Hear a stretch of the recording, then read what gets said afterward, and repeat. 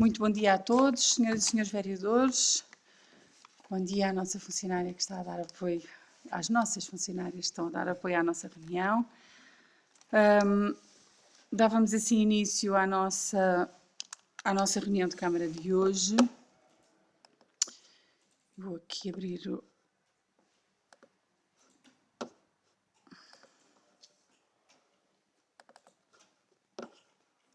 Desculpa, normalmente costumo pôr isto logo maior. Bom, damos assim início à nossa reunião de Câmara número 19 de 2022, no dia de hoje, 28 de outubro, e eu começaria por entregar às senhoras e senhores vereadores o resumo diário de tesouraria e que prefaz à data de ontem um total de 1.291.890 € Dada esta informação, eu abri o período antes da ordem do dia e dava a palavra aos senhores vereadores que quiserem usar a sua intervenção. Sim, senhor. Senhor vereador, tem a palavra. Ora, bom dia, senhora Presidente, senhoras e senhor vereador, funcionários do município de apoio à reunião. Eu gostaria de colocar duas questões. A primeira tem a ver com o projeto do parque de autocaravanas, no sentido de saber em que ponto é que está. Ao fim e ao cabo, em determinada altura, foi-nos informado que tinha sido definida outra localização e que se estaria a desenvolver o projeto. No entanto, lembro-me que o financiamento também tinha prazos definidos, saber em que ponto é que está o projeto e o próprio, portanto, financiamento nesse sentido. A segunda questão tem a ver com o prédio da Avenida de Berna do legado Manuel Nunes Ferreira. Portanto, era um prédio que já necessitava de obras com alguma urgência. Portanto, e saber nesse sentido o que é que tem sido feito, ou o que é que está definido, tendo em conta que também quando nós aprovámos o plano de pagamento à Fundação José Relvas, foi proposto, ou foi pelo menos na proposta, que em 3 meses seria apresentado um plano, ou uma proposta no sentido da gestão desse legado, da forma de gestão desse legado. Portanto, até hoje não recebemos qualquer proposta nesse sentido, saber em que ponto é que está, portanto, este legado em concreto. Os outros penso que estarão dentro da normalidade, porque era uma situação mais urgente, principalmente até por causa da escada, portanto, que apresentava já algum risco, a escada que está por trás do próprio prédio, a escada de incêndio, portanto, e saber em que ponto é que está essa situação disso. Muito obrigada, senhor vereador. Senhora vereadora Fernanda Carrilho. Muito bom dia a todos. A minha questão vai novamente para o Centro de Saúde e para a breve falta de médicos que vamos ter, que me está a preocupar bastante. Eu no outro dia estive no Centro de Saúde e vejo os utentes já a saírem muito descontentes, porque pelo menos um dos médicos já está a anunciar que vai sair no próximo mês, já não está a marcar exames, a outra médica não está. Se me sabe dizer quando é que vai ser realmente o concurso e qual será depois a previsão dos novos médicos a virem, porque estou a ver que se for só lá para março, que entretanto vamos ficar 2 ou 3 meses só com um médico. É só.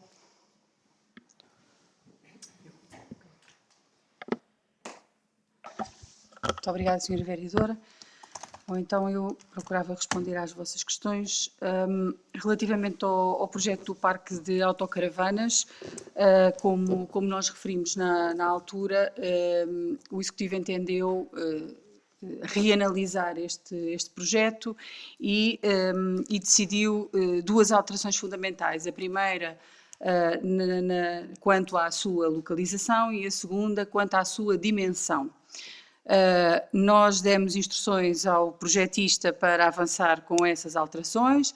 Essas alterações foram efetuadas. O projeto, agora redefinido, já foi entregue à entidade de turismo, porque é um protocolo com a entidade de turismo que estamos a falar, e nós estamos apenas a aguardar que nos validem o projeto e que nos redefinam o novo prazo, dado que também fizemos esse pedido atempadamente de redefinição do prazo para execução da obra e informalmente foi-nos transmitido que deveríamos fazer o pedido formalmente e, portanto, foi o que fizemos. Estamos a aguardar apenas da parte da entidade do turismo. Eu já agora dizer que eu tenho uma reunião com a entidade do turismo hoje às 5 da tarde e é um assunto que pretendo abordar. A reunião nem sequer foi solicitada por mim, é uma reunião solicitada pela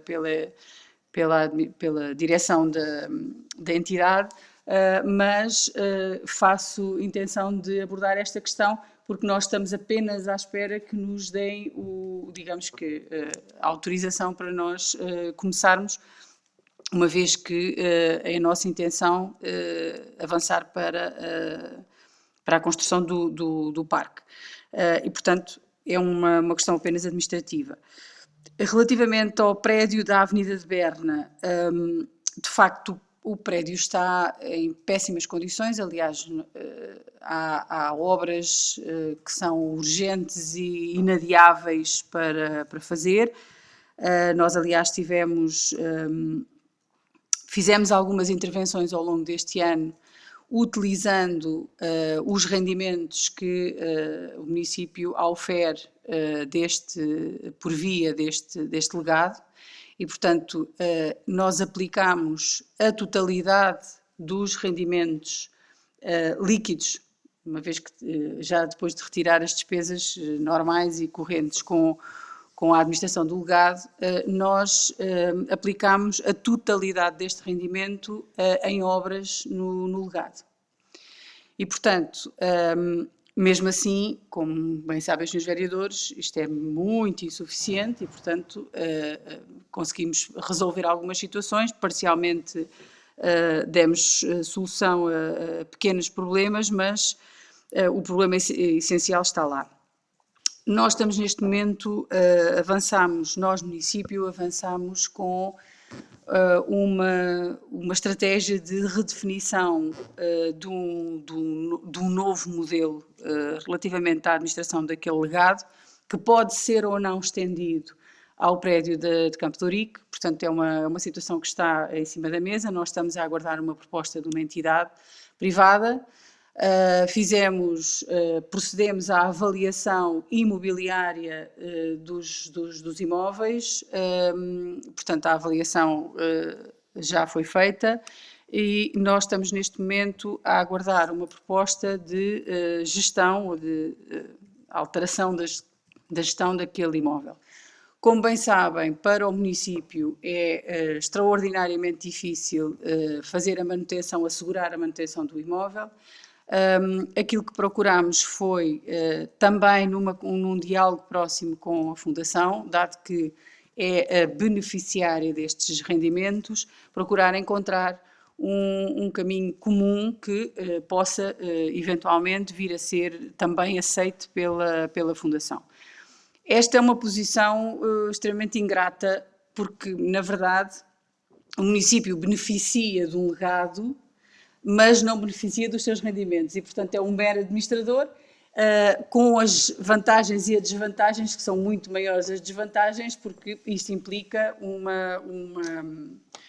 necessário investimento que o município dificilmente tem capacidade de fazer. De qualquer modo, aquilo que nós pugnamos é por uma solução que permita salvaguardar o princípio que está subjacente à atribuição deste legado, simultaneamente, assegurar a sua viabilidade. Portanto, naturalmente que qualquer proposta ou qualquer solução que venha a ser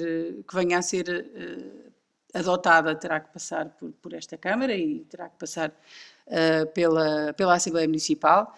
E assim que nós tivermos uma proposta mais concreta, nós avançaremos exatamente nesse sentido e traremos aqui um plano mais detalhado sobre o que pretendemos fazer. De qualquer modo, nós tivemos agora, há pouco tempo, uma necessidade de intervenção no prédio por causa da chuva, causar ali uma infiltração no prédio contíguo. Estamos a fazer esse levantamento e estamos a fazer essa análise para perceber o que é que ainda assim teremos que ir salvaguardando até termos uma decisão concreta sobre esta questão. Relativamente ao centro de saúde, Senhora Vereadora, nós, como sabe, temos vindo aqui a fazer o caminho das pedras relativamente a esta questão, ou seja, ela esteve em cima da mesa desde o primeiro dia em que nós percebemos o que ia acontecer, em que nos foi comunicado que 2 dos nossos profissionais médicos que se iriam aposentar no final deste ano, que uma médica que era também a coordenadora da USF iria pedir mobilidade por razões da sua vida pessoal e que iríamos ficar hipoteticamente apenas com uma médica, sendo que essa própria, ficando sozinha, não quer ficar. E, portanto, tem condições para poder sair, e condições que são, como sabemos, vantajosas. Nós fizemos reuniões com a ARS, com a própria direção, com a coordenadora e a sua colega da USF, tivemos uma reunião com a ACSS, e eu tenho uma reunião pedida ao Sr. Ministro da Saúde.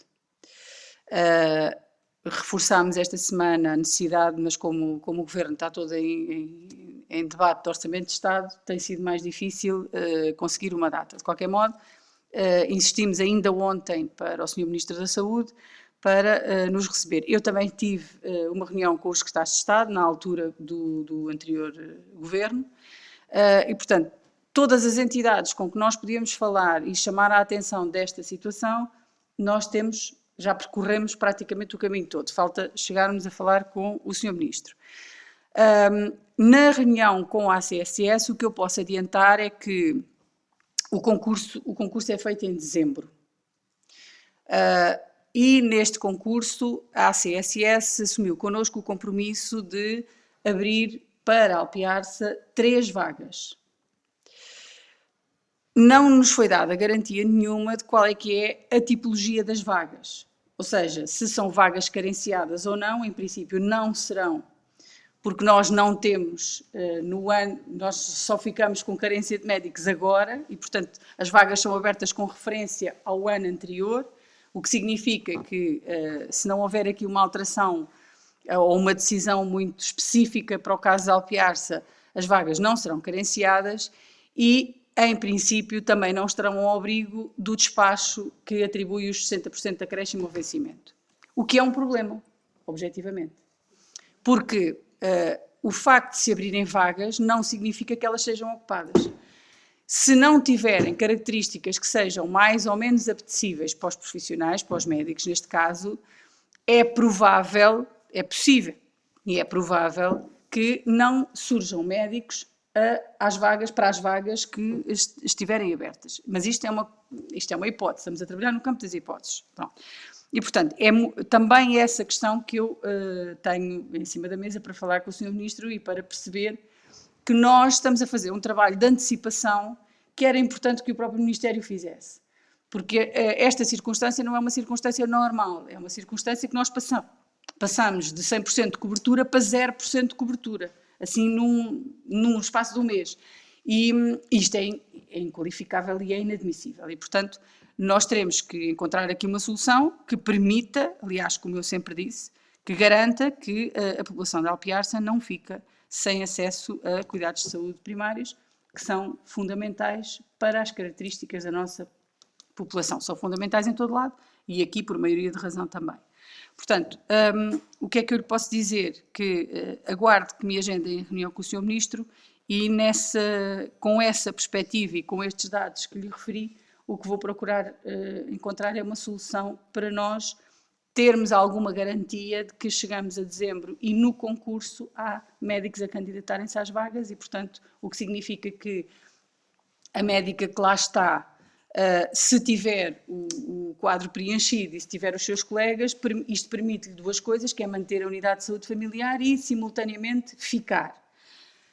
Se nós constatarmos que ainda há uma outra hipótese, que o termos uma unidade de saúde familiar é prejudicial relativamente à tipologia de candidaturas que podem ser admitidas, pode haver a hipótese, eu não estou a dizer que isto é rigorosamente assim, mas pode haver a hipótese de nós deixarmos de ter uma USF, passarmos novamente a ter uma UCSP, que é um centro de saúde, e, nesse caso, as vagas são carenciadas e têm acesso aos 60% de acréscimo no vencimento.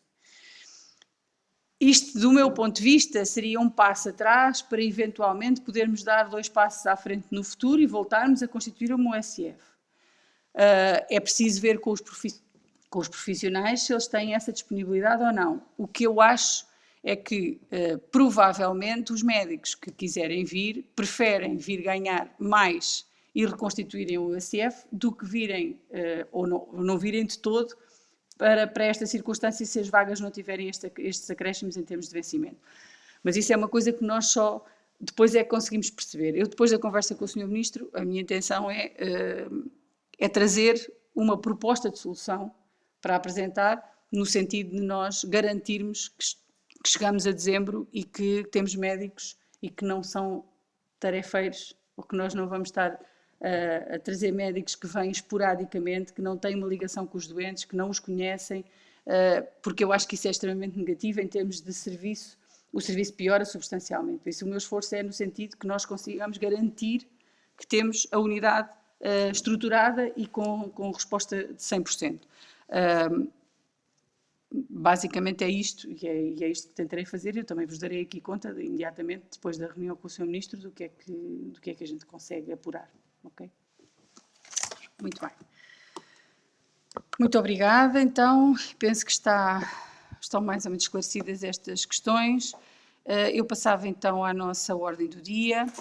O ponto 1 é a proposta data da reunião ordinária da Câmara Municipal, realizada no dia 6 de outubro, com o número 18 de 2022, que vem para deliberação, e eu punha à discussão este ponto. Senhora Vereadora, não acredito, isto hoje saiu mesmo bem. Muito ótimo, então esse é o objetivo, é irmos melhorando. Muito bem, então ninguém tem nenhuma sugestão de alteração para fazer. Eu punha a ata à votação, quem vota contra, quem se abstém, está aprovada por unanimidade. Proposta número 2, aprovação do início de procedimento de elaboração do Regulamento Municipal de Gestão de Arvoredo em Meio Urbano, que vem para deliberação. Relativamente a este ponto, eu queria fazer aqui apenas uma breve apresentação. A legislação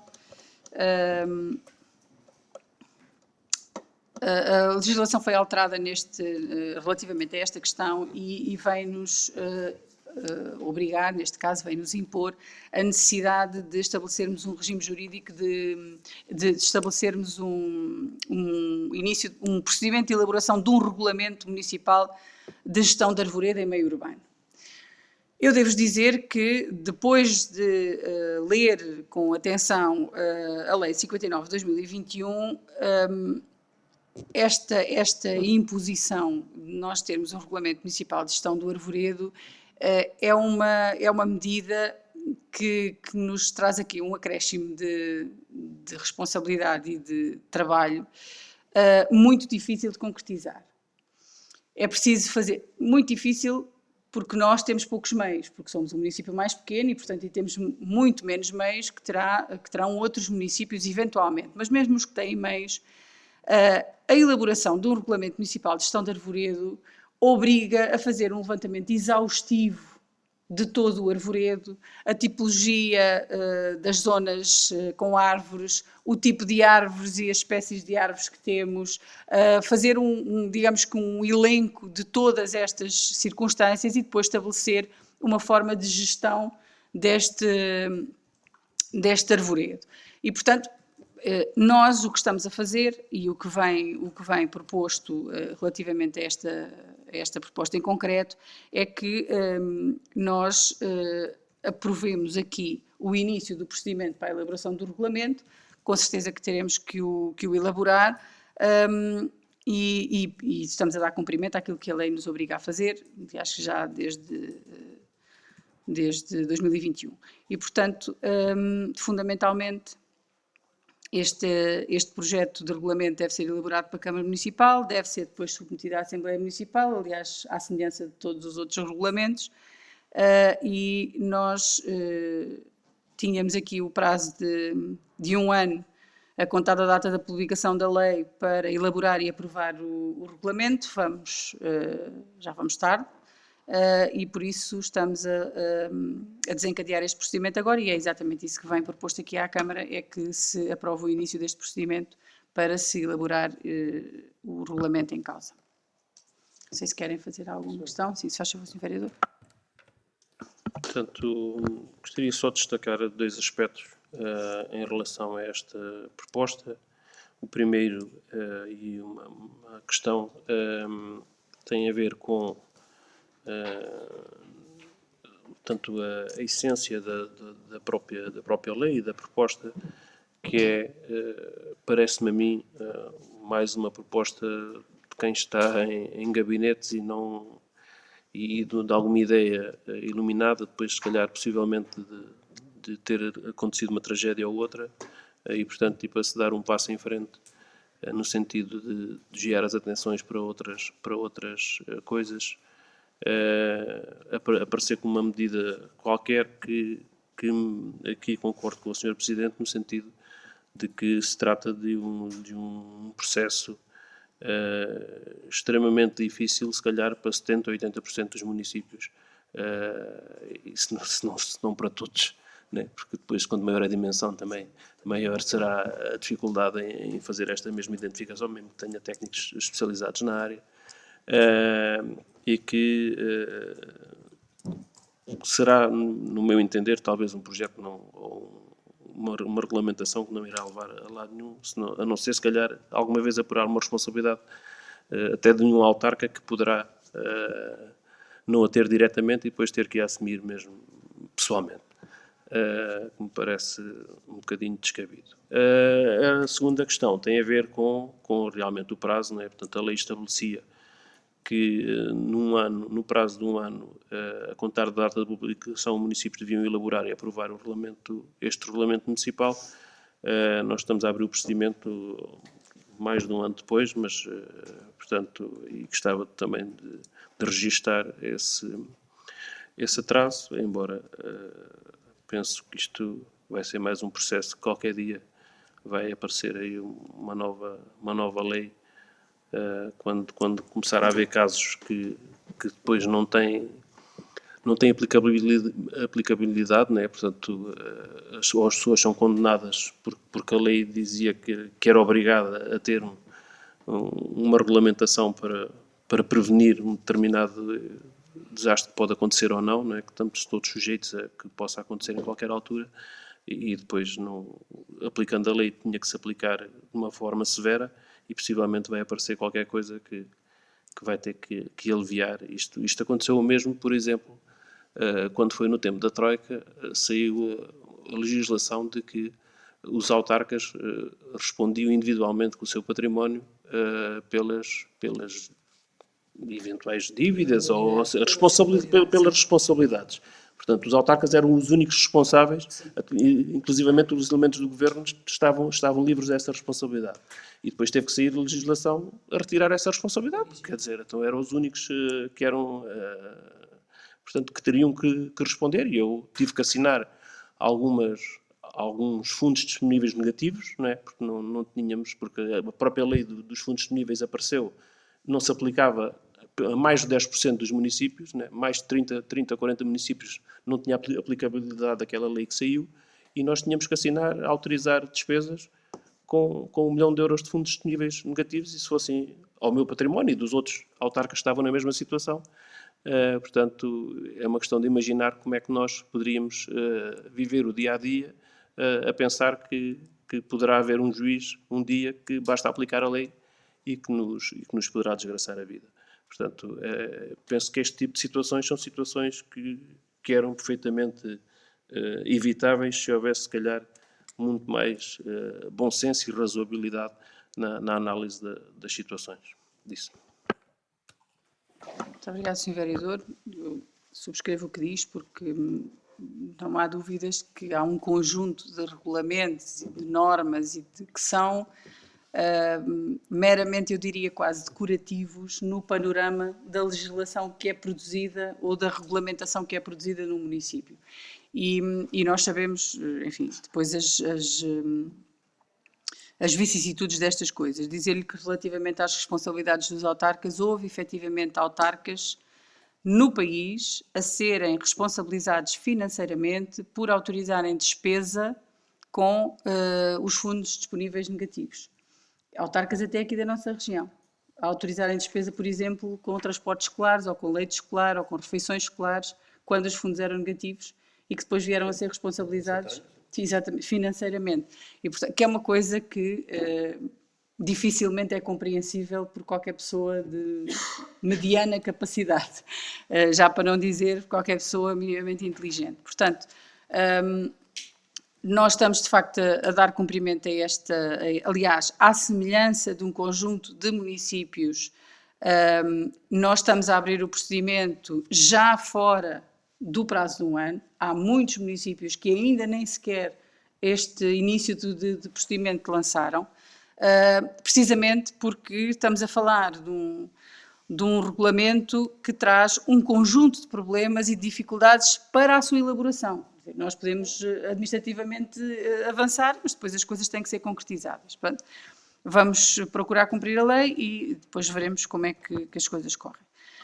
Muito bem, esta proposta vem, este ponto número 1 vem para deliberação. Eu ponho à votação. Quem vota contra, quem se abstém, está aprovado por unanimidade.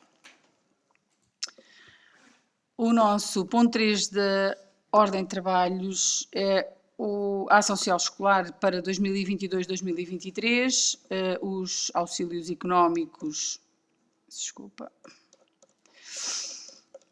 que vem exatamente também para deliberação. A proposta relativa a estes auxílios económicos, eu passava a palavra à Sra. Vereadora Maria Rosa do Céu para apresentar o ponto. Muito bom dia a todos. À semelhança dos anos anteriores, os auxílios económicos constituem uma modalidade de ação social escolar que beneficia as crianças desde o pré-escolar até ao secundário. É semelhante ao que acontece nos anos anteriores, no entanto, temos aqui algumas alterações relativamente ao que tem acontecido. No que diz respeito à alimentação, está tudo semelhante. Ao material escolar é atribuído o valor que decorre da lei. No que diz respeito às visitas de estudo, temos aqui uma pequena alteração, ou seja, mantemos o valor que está pré-estabelecido. No entanto, até em concordância e por sugestão também do agrupamento, é importante que esta verba fique cativa e não seja logo entregue aos pais, uma vez que, por vezes, quando as visitas de estudo, as famílias já não tinham este dinheiro disponível e optavam por o utilizar de outra forma. Então, houve aqui uma hipótese que é deixarmos este valor cativo no cartão e garantindo assim que apenas é utilizado para o fim a que se destina, que são as visitas de estudo. Depois, existe uma verba extra disponível de 3.000 euros que corresponde a auxílios, aqueles auxílios extras que possam vir a ser necessários, mas que têm, ou seja, por forma a existir uma maior celeridade na resposta às famílias, durante este ano letivo, pretende-se, caso exista essa necessidade, os encarregados de educação ou através de outro tipo de sinalização, possa ser atribuída prestações pecuniárias de caráter eventual em situações de carência económica. Ou seja, até podemos ir para além daquilo que era anteriormente atribuído, mas tem por base uma avaliação dos técnicos da ação social. Pronto. Sendo assim, São estas as alterações que existem relativamente ao ano anterior, ou seja, o que decorre da lei é tudo entregue integralmente aos pais, exceto a parte das visitas de estudo, fica cativo para ser apenas utilizado a quando das visitas de estudo. E depois existe um valor que é atribuído em função das necessidades. Por isso, face ao exposto, portanto, se que a Câmara delibere, no âmbito da sua competência, aprovar os auxílios económicos supra-descritos para o ano letivo 2022-2023. Muito obrigada. Bem, senhora vereadora, senhor vereador? Sim, só favor, senhor vereador. Portanto, após a análise da proposta que foi apresentada, gostaria de salientar aqui 2 ou 3 aspectos. O primeiro, apesar de ser compreensível, portanto, e a questão da cativação da verba em relação às visitas de estudo, naturalmente que assim se garante que a verba vá para o fim a que se destina, mas será sempre mais um passo para a desresponsabilização dos pais em relação à educação dos seus filhos, que acho que penso que toda a sociedade tem caminhado nesse sentido, de que, portanto, os passos são muito constantes nesse sentido dessa própria falta de responsabilidade. Naturalmente que será uma situação que terá que no meu entender pessoal, devia evoluir noutro sentido, e que deveríamos tentar responsabilizar os pais no caso de não portanto, assegurarem aquilo que é a sua obrigação de garantir que as verbas que são destinadas para um determinado fim teriam que ser mesmo para esse mesmo fim. O outro aspecto que eu gostaria de realçar é uma redução, portanto, de quase 50% em relação aos apoios que estavam previstos anteriormente. Portanto, a verba de 65 euros para o escalão A e 35, salvo erro, para o escalão B, que estava destinado ainda antes da gratuitidade dos livros escolares, para apoio à aquisição de livros. Portanto, depois veio a gratuitidade dos livros escolares, portanto, foi decidido manter essa mesma verba, até porque surgiu depois a necessidade de aquisição das fichas em grande parte das disciplinas, em que os valores eram muito semelhantes e que os pais terão de continuar a adquirir. Claro que há aqui depois uma verba de 3.000 euros a distribuir em situações, mas terá que obrigar, enquanto que os escalões do abono de família estão perfeitamente definidos, as regras estão definidas. No caso de se detectar situações anómalas, o próprio município pode também comunicar à Segurança Social essas situações e obrigar uma nova análise por parte da Segurança Social, e seria igual para todos. Aqui colocamos alguma arbitrariedade em termos da atribuição desses valores, obriga os próprios encarregados de educação a virem solicitar esse apoio, e não consigo ver de que forma é que será mais célere, porque se estava já definido qual é que era o valor que estava atribuído, era o mesmo processo para receber os 36, era o mesmo processo para receber os 65.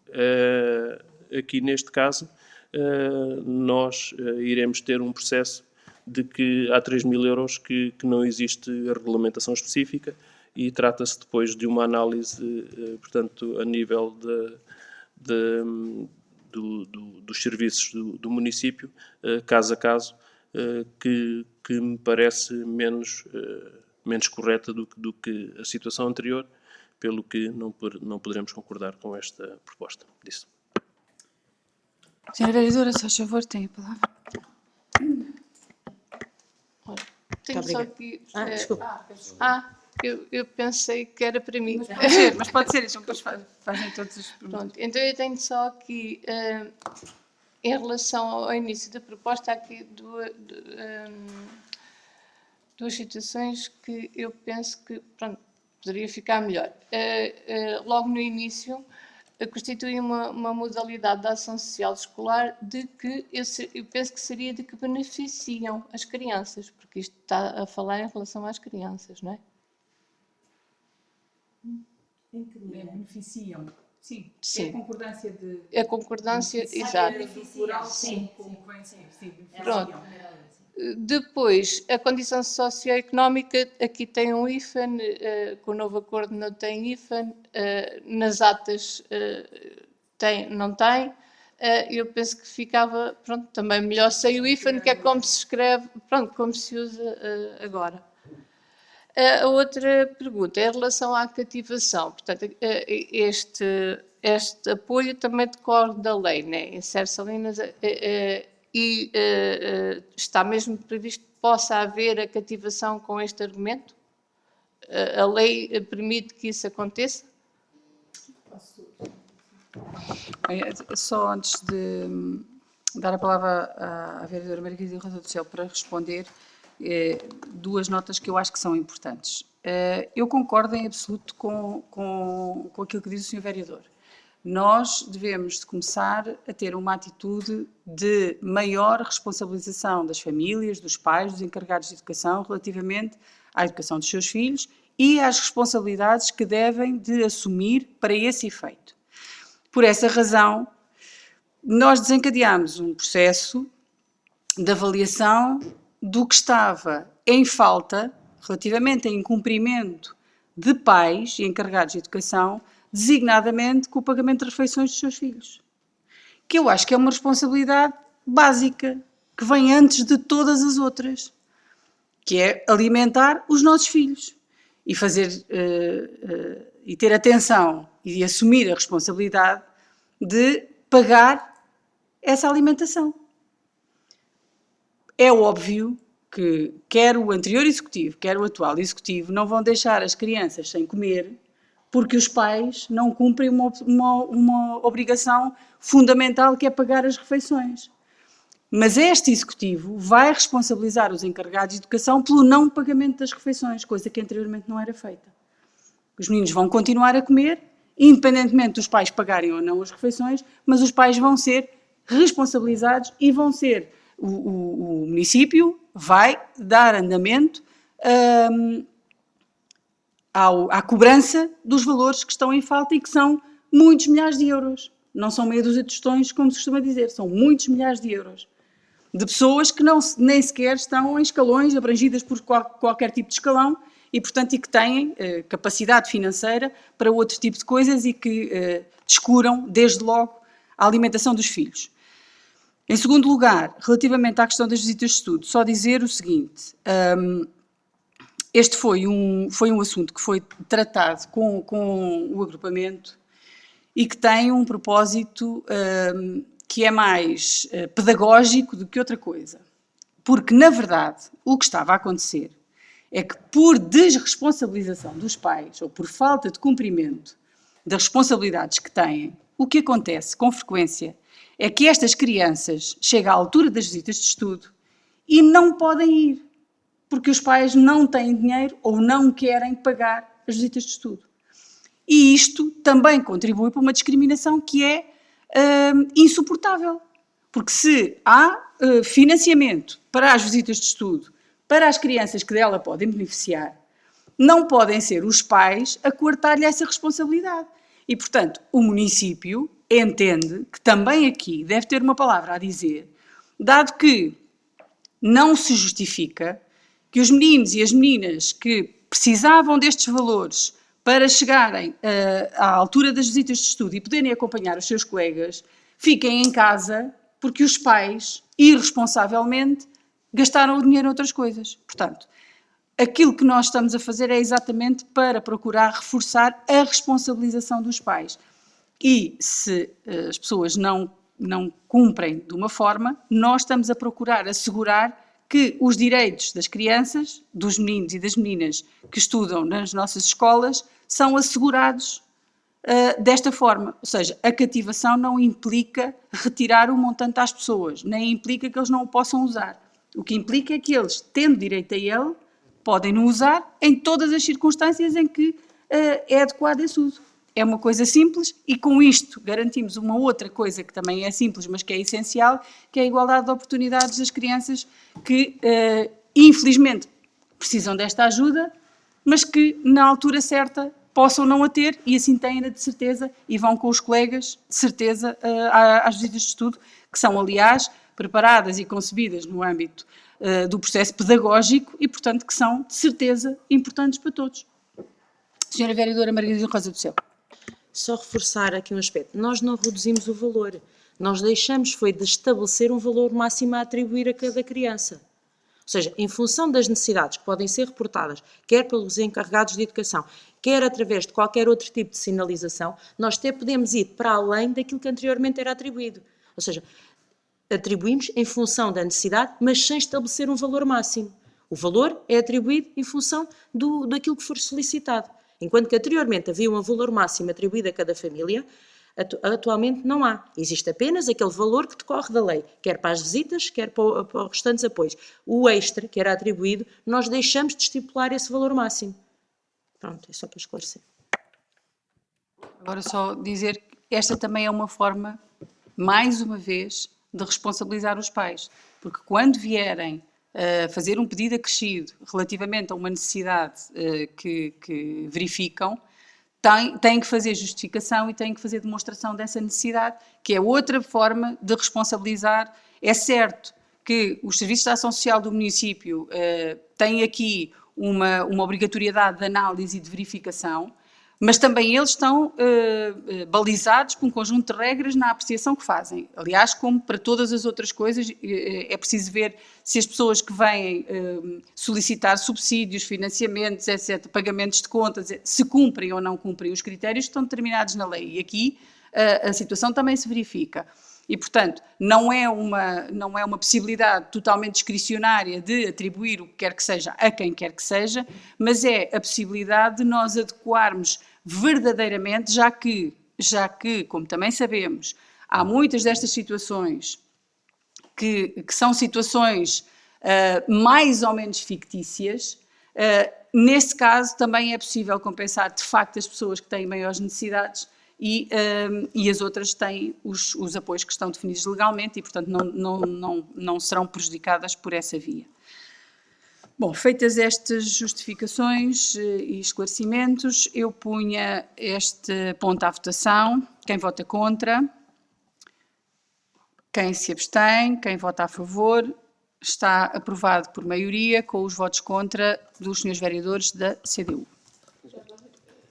Não tem nada já a ver com isto, mas na segunda folha o logo está ao contrário e a alpeste está ao contrário.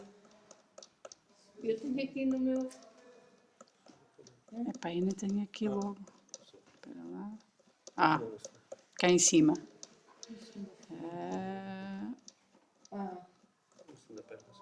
Na segunda página, sim. É a primeira da proposta. Certo. Sim. Tem de se corrigir lá em cima. Por acaso, Agora só um ponto. sim, se faz favor, Sr. Vereador. Portanto, os vereadores da CDU votaram contra porque entendem que uma redução para cerca de metade das prestações definidas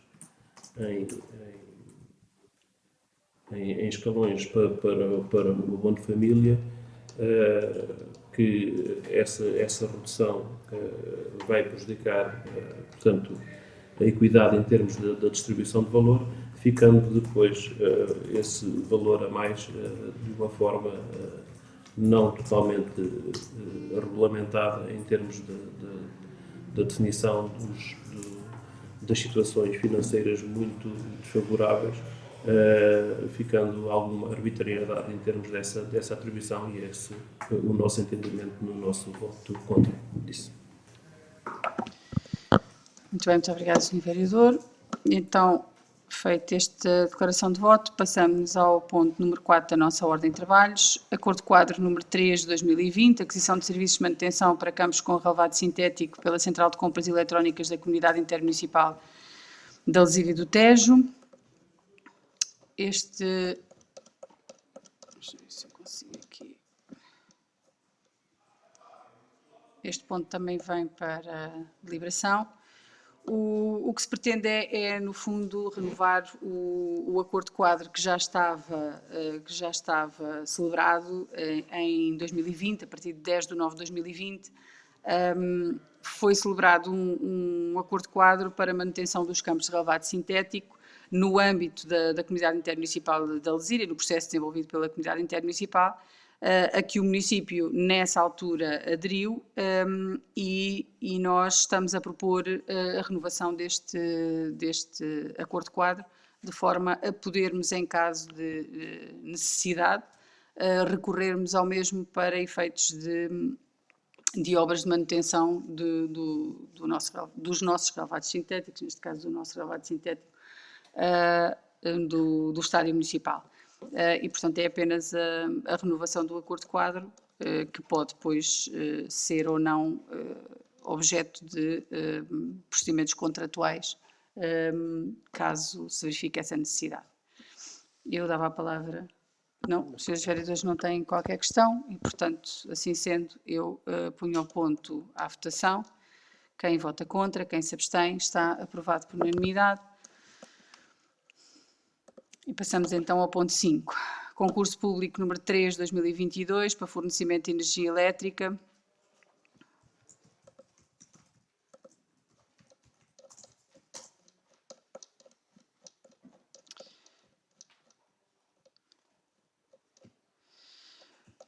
Nós, como sabem, os senhores vereadores, estamos numa fase extremamente complicada, aliás, estamos todos numa fase extremamente complicada de elaboração de orçamento e de renovação de concursos para fornecimento de serviços e, neste caso, para fornecimento de energia.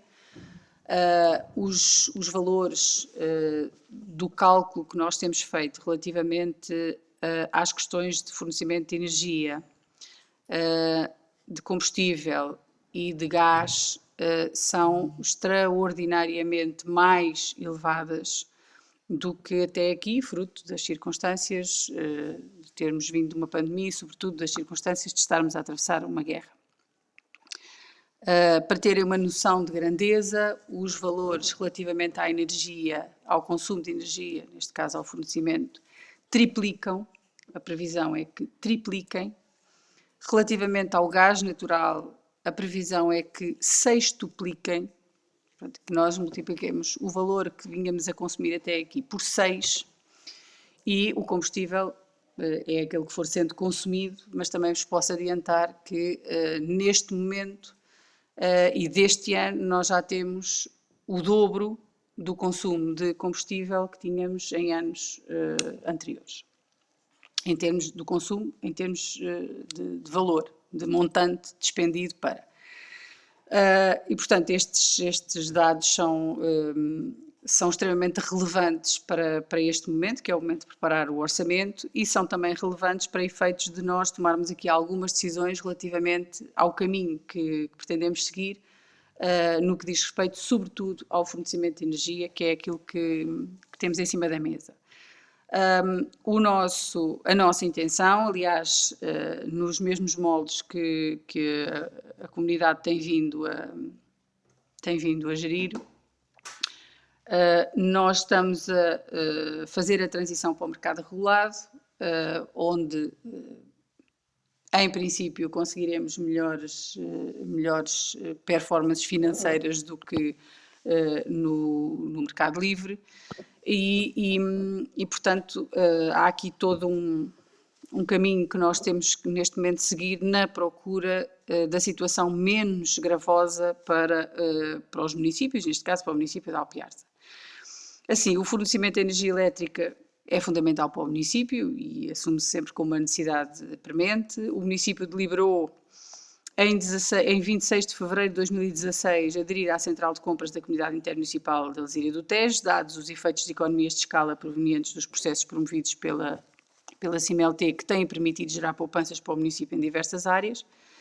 Os serviços referidos representam, em termos financeiros, um custo relevante no orçamento municipal e o município não possui recursos materiais e humanos que o habilitem por si mesmo a produzir estes serviços.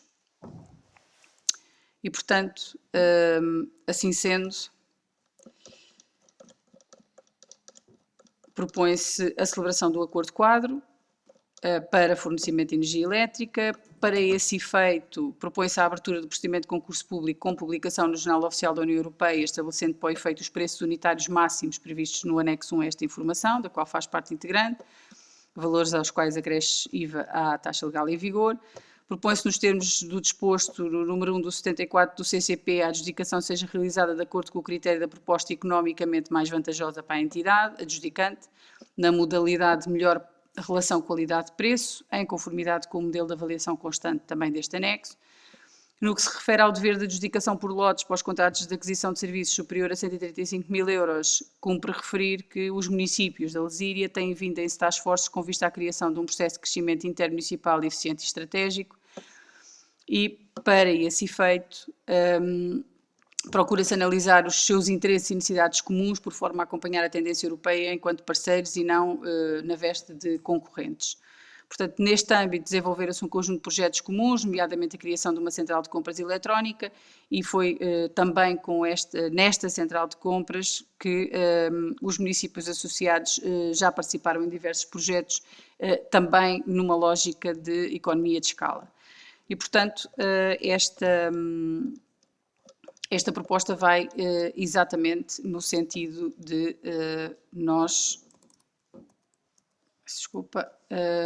aderirmos a esta central e designadamente ao concurso público número 3 para fornecimento de energia elétrica e fazermos no âmbito da comunidade desta feita. Portanto, a proposta é exatamente esta e isto vem para ratificação, uma vez que nós já deliberámos sobre este ponto na reunião do Conselho da CIMLT e vem para ratificação, mas eu punha de qualquer modo à discussão as senhoras e senhores vereadores, se quiserem fazer alguma intervenção. O senhor vereador tem a palavra. Portanto, em relação à proposta, portanto, não tenho qualquer dúvida, é um procedimento normal em termos na sequência de outros que têm sido feitos. Nós até há relativamente pouco tempo aprovámos aqui a autorização plurianual dos compromissos plurianuais em termos da extensão do próprio contrato e daí a minha dúvida se este é o primeiro abertura de procedimento ou se foi algum procedimento que foi abaixo e é um segundo procedimento na sequência do fim do contrato em vigência. E só também deixar um registro de que tenho reparado que em relação a este tipo este fornecimento de energia na iluminação pública tem havido alguma discrepância em termos dos relógios nos PTs, alguns a acenderem de dia, outros a acenderem um bocadinho tarde, de noite. Se calhar, se pudermos aproveitar a mudança da hora agora, no sentido de haver alguma normalização, até por alguma poupança do município, no sentido de não estar a acender as luzes de dia e também algum conforto para os munícipes naqueles que estão a acender mais tarde, de haver algum acompanhamento mais próximo no sentido de que desses relógios dos diversos PTs, que alguns penso que são automáticos, outros são manuais, de haver acerto para que, portanto, acedam todos de acordo com aquilo que é necessário. Disso. Sr. Vereador, só esclarecer, realmente esta questão está a ser verificada, nós já tivemos o necessário contacto para acertarmos os relógios, até porque, mais do que acertá-los, nós neste momento estamos a trabalhar no âmbito da comunidade num pacote de medidas que visam a poupança energética e, portanto, que são transversais, não só relativamente à iluminação pública, mas são transversais relativamente aos edifícios públicos, aos serviços públicos e penso que nós tivemos reunião do Conselho ontem e, portanto, aprovámos essas medidas ontem, elas devem estar a sair. São, como digo, transversais e visam exatamente essa poupança energética ao longo em todas as áreas onde nós podemos aplicá-la. Designadamente na iluminação pública, para os municípios que têm uma cobertura total por LEDs, por iluminação LED, há uma obrigatoriedade assumida de gerir o período antes do nascer do sol e depois do pôr do sol e imediatamente na altura do pôr do sol, de forma a permitirmos um lapso temporal de cerca de 40 minutos que ajustaremos ou para o período da manhã para tentarmos ligar as luzes o mais tarde possível e no período da tarde perceber que elas se ligam o mais cedo possível para manter essa janela dos 40 minutos. Podem ser 20 minutos de manhã ou 20 minutos à tarde, ou haver aqui alguma discrepância, 15 minutos numa altura, 25 noutra. Nós temos estado também a tentar perceber exatamente o que é menos gravoso para as pessoas, para termos essa janela desses minutos que foram estabelecidos. E depois há todo um conjunto de outras medidas que eu também vou trazer assim que elas estejam, nós ontem aprovámos o draft, assim que elas estejam completamente fechadas, eu vou trazer à Câmara também para dar conhecimento aos senhores vereadores, que são medidas, como digo, transversais, quer da utilização dos equipamentos de climatização, quer do aquecimento e do funcionamento das piscinas municipais, quer da iluminação nos edifícios públicos, enfim. É uma coisa transversal e que está a ser adotada por todos os municípios e, portanto, eu trarei para vosso conhecimento e esta referência que o Sr. Vereador acaba de fazer insere-se exatamente nesse aspecto e, portanto, as correções estarão a ser feitas. Eu própria já tinha alertado várias vezes para se acertarem os relógios, aliás, acho que já todos tínhamos verificado que há sítios onde a iluminação está a acender muito cedo e outros sítios onde está a acender tarde demais e, portanto, esse ajuste está exatamente a ser feito. Muito bem, eu então assim punha, isto é para ratificação, eu punha a votação, quem vota contra, quem se abstém, está aprovado por unanimidade, ratificar a proposta de contratação do Serviço de Energia contida no ponto 5. Ponto 6 da nossa ordem de trabalhos, proposta de autorização para a contratação do empréstimo médio e longo prazo até ao limite de 280 mil euros é a minuta do contrato.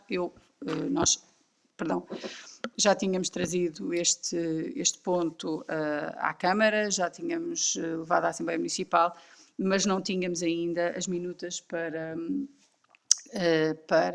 aprovarmos, sendo que esta responsabilidade deste delay resulta exclusivamente da parte da Caixa Geral de Depósitos e eles tiveram alguns problemas e nós tivemos a aguardar até agora e só agora é que foi possível enviarem-nos a minuta. E, portanto, é este que vem para a deliberação e eu dava a palavra aos senhores e senhores vereadoras. Senhor Vereador João Pedro Real. Muito rápido. Portanto, em relação a esta proposta, nós iremos aprovar, portanto, nós aprovamos o empréstimo, não faria sentido a formalização do próprio empréstimo não aprovarmos, salvaguardando que a análise tenha sido feita, a análise dos serviços do município, principalmente dos serviços jurídicos, do próprio contrato em si, em relação às suas características mais técnicas, que nos ultrapassa em termos de capacidade de análise e, portanto, o nosso voto irá ser favorável com essa salvaguarda disso. Muito bem. Muito obrigada, Sr. Vereador. Então, assim sendo, eu punha a minuta do contrato de empréstimo médio e longo prazo até ao limite de 280 mil euros à votação. Quem vota contra, quem se abstém, está aprovado por unanimidade. Ponto 7. O ponto 7 da nossa ordem de trabalhos é a proposta de aprovação da alteração do plano pormenor da zona dos Águias. Deixa eu ver se eu consigo fazer aqui uma apresentação não muito exaustiva, mas esclarecedora do ponto. O plano de pormenor dos Águias, eu vou apenas referir-me aos considerandos para tentarmos, eu julgo que os senhores vereadores também têm conhecimento da situação e, portanto, será mais ou menos simples nós abordarmos a questão. O plano de pormenor dos Águias, da zona dos Águias, em vigor, foi aprovado em 1984 por despacho do Sr. Secretário de Estado da Habitação e, portanto, é esse que está em vigor. A área de intervenção apresenta há décadas uma situação urbana consolidada dentro do aglomerado de Alpiarça, executada em termos de rede viária, espaços livres e de ocupação construída de acordo com o estabelecido no plano pormenor, e que, por sua vez, espelha a consolidação dos direitos subjetivos que assistem aos cidadãos municípios em particular, enquanto titulares de direito de propriedade e, em geral, aos demais utentes do edificado. Sem embargo do que decorre do ponto anterior, na área de intervenção foram, portanto, coberta pelo plano pormenor, foram introduzidos em situações pontuais do edificado elementos pontuais relacionados com acessos verticais que carecem da necessária regularização e consolidação em termos de previsão do instrumento de ordenamento em causa. Estou-me a referir aos elevadores que foram colocados no edifício que circunda a Praça José Pinhão.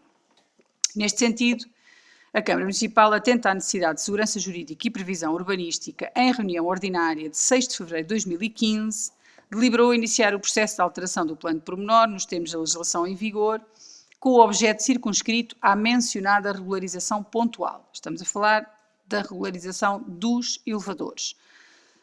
Tendo presente que os elevadores foram construídos posteriormente ao edifício, foi feita uma denúncia relativamente à sua construção, e essa denúncia resultou num processo administrativo que culminou na determinação da demolição dos ditos elevadores, caso não fosse regularizada a sua situação em termos de ordenamento jurídico e, portanto, e de ordenamento do território.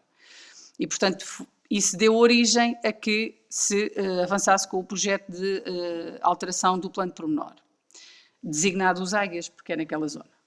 Foi igualmente deliberado não sujeitar a elaboração da alteração do plano de avaliação ambiental estratégica do plano à avaliação ambiental estratégica, nos termos dos artigos que estão aqui citados, dado que não estava em causa a necessidade de introdução de alterações que colidissem com as prescrições essenciais vertidas no plano de pormenor e com os direitos individuais e coletivos que estavam ali em presença.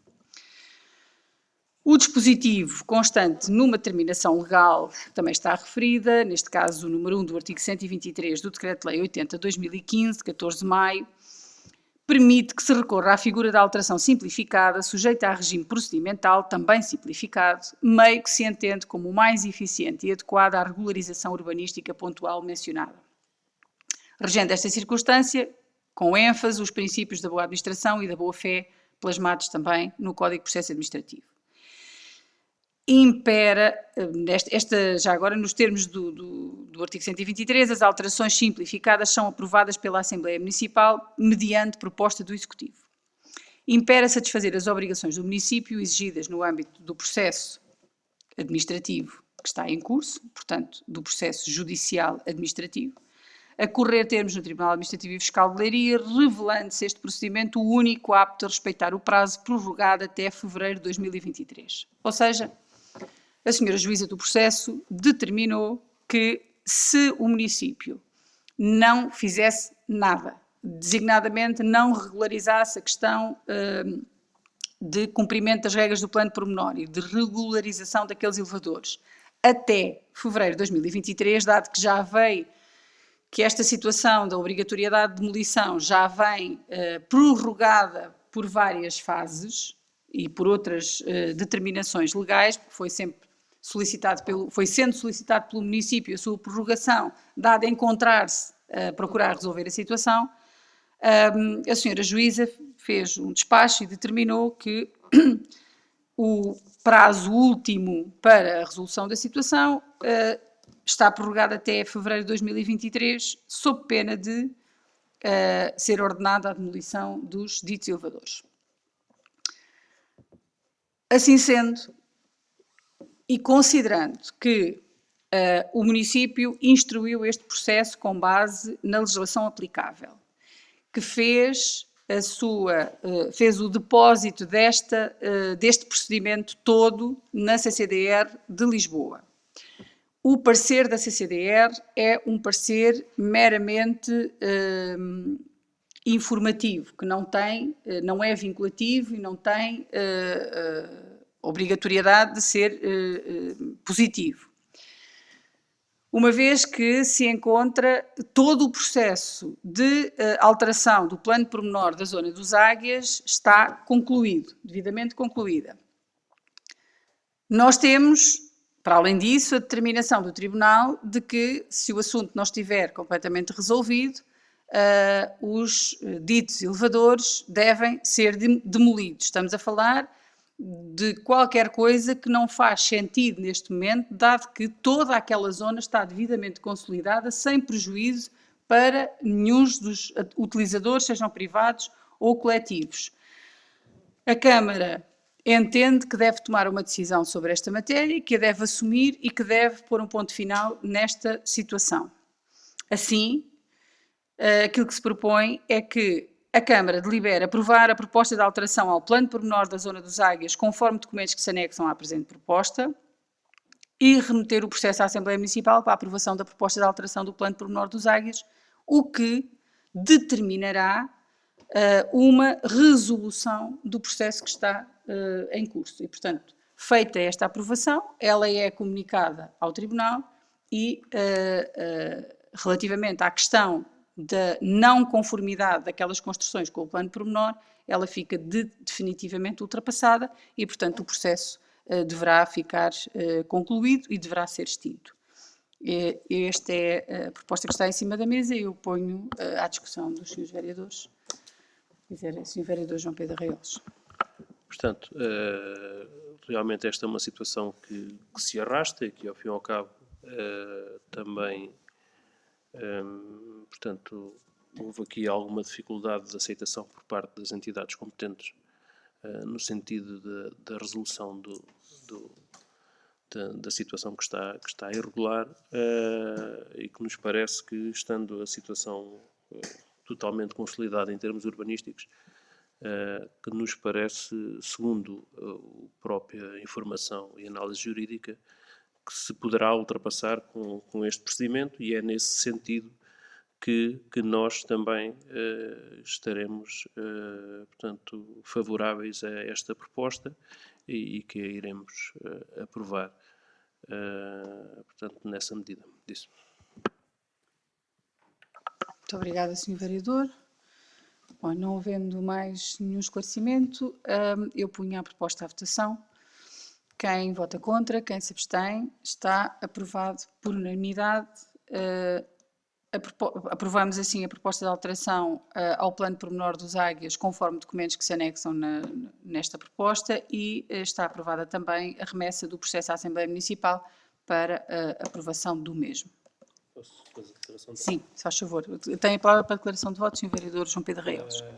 Portanto, os vereadores da CDU votaram favoravelmente a proposta do ponto 7, no sentido de ultrapassar uma situação que se arrasta há demasiado tempo e que se refere a uma situação também, portanto, consolidada em termos urbanísticos, e o seu voto favorável é claramente com base na análise e nos documentos propostos, referindo na sua análise jurídica que todo este procedimento de sanação urbanística desta área de intervenção está cometida à Assembleia Municipal, devidamente previsto no artigo 7º no número 7 do artigo 123 do diploma regulamento RJ-GTI ou GIT, depois é uma questão também de adequar, portanto, e que esta aprovação legal está devidamente enquadrada juridicamente e é convictos nessa análise e nessa proposta que o nosso voto foi favorável. Muito obrigada, Sr. Vereador. Bem, nós temos aqui um ponto 8 que eu ia pedir autorização aos senhores e senhores vereadores para nós retirarmos, porque acontece o seguinte: nós elaboramos esta minuta de contrato de comodato que pretendemos celebrar entre o município de Alpiarça e o Corpo Nacional de Escutas, relativamente à cedência de um espaço na Escola das Faias para a instalação do da sede do nosso agrupamento 1301 da Alpiarça. Acontece que há aqui, nesta minuta, ela não está ainda validada, quer do ponto de vista da identificação de quem, em representação da entidade, vem celebrar este contrato, bem como não está ainda definitivamente validada pelo Corpo Nacional de Escutas e pelo agrupamento escutista, porque não nos devolveram ainda a resposta relativamente às questões que foram colocadas, às quais nós respondemos, e ainda não veio uma aceitação definitiva da parte dos escuteiros. E, portanto, para não estarmos aqui a aprovar uma minuta que depois pode vir a sofrer alterações em virtude deste diálogo que estamos a ter, eu solicitava autorização para retirarmos o ponto e trazemos na próxima reunião de Câmara, já devidamente visto e revisto pelas duas entidades. Concordam? Portanto, o ponto número 8 é assim retirado e virá na próxima reunião de Câmara. Assim sendo, estamos no final da nossa reunião de Câmara, não existe público na sala e, portanto, eu pedia à Vanessa, por favor, que nos lesse a minuta da ata.